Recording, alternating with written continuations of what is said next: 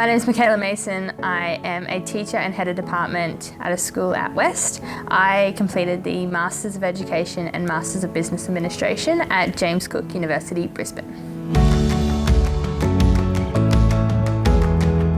The reason I started studying this course, I'm a bit of a perpetual studier and wanted to continue further study in education. However, a Masters of Education in the Department of Education alone doesn't get me much, so I thought pairing it with the Masters of Business Administration was the perfect opportunity.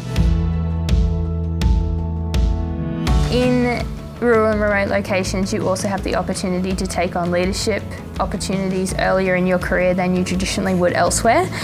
So being able to study these skills early in my career before I have the opportunity to learn on the job is particularly useful.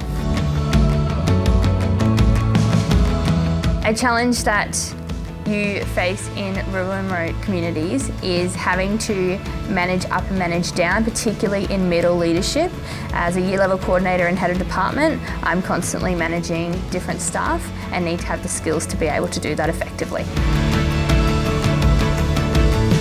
The Rural and Remote Learning Grant assisted me financially. Obviously, being removed from a major city, I didn't have access to the resources that a student would have on campus, particularly printing and use of the copier.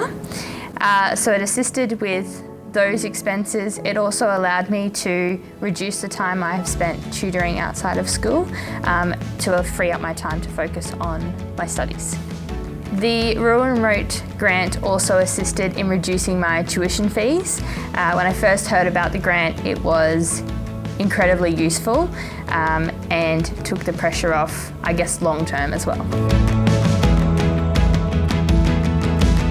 If you're considering studying, I would definitely do it. The opportunity to make use of the grant is particularly useful. I also think as a teacher you need to consider your consistency and don't let those teacher jobs take over the time you have to study. Set aside some time each week and get the job done.